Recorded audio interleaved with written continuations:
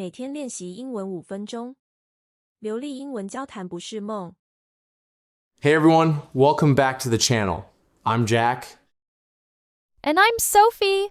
We are so hyped today because we're diving into a victory interview from the 2026 World Baseball Classic. That's right. We're looking at Stuart Fairchild right after Team Taiwan pulled off an incredible win against Team Korea. If you want to sound more natural and confident when talking about your passions or high-pressure moments, this is the perfect lesson for you. Before we break down the language, let's actually hear the emotion in his voice. We're going to play the clip of Stuart speaking right after the final out. Listen closely to his pace and which words he emphasizes. We'll be right back to explain everything. Before we dive into the topic, a quick heads up. If you enjoy this, definitely like, subscribe, and share it around. Now, let's go!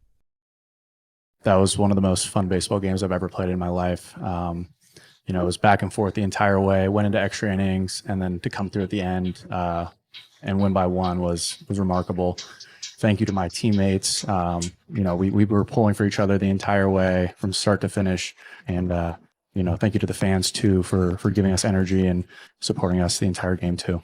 In my experience in the major leagues, you play in front of big crowds, a lot of people, a lot of fans who care deeply about their teams.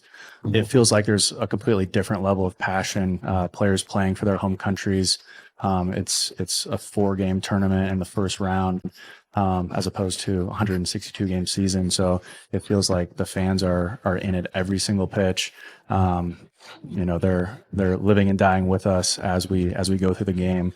And it's a different energy than I've experienced. Okay, we are back. Hopefully you guys caught that different energy Stuart had in the clip. It really makes a difference, right?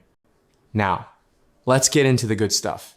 The actual phrases that made him sound so natural and authentic. Sophie, where should we start? Well, let's look at the first one. Stuart described the game as being back and forth the entire way. I love this because it's not just for sports. You can use it anytime a situation is constantly shifting. For example, the negotiation was very back and forth before we finally signed the deal. It basically means neither side had control for long. You know what I mean? Indeed. It's that constant seesaw feeling. And moving on, did you notice when he said they had to come through at the end? This is a big one for reliability. To come through means you delivered exactly what was needed right when the pressure was at its peak.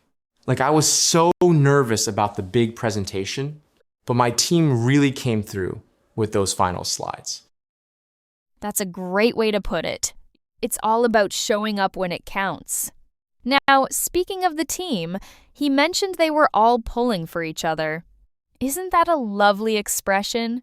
It's a super warm, natural way to say they were supporting or rooting for one another. You'll hear this all the time in daily life too. Like, we're all pulling for you to get that promotion. It really shows that shared bond. And finally, we have to talk about this last one because it's so powerful. Living and dying with us. Now, that is some high-level emotional language right there. It's a way of saying the fans aren't just watching.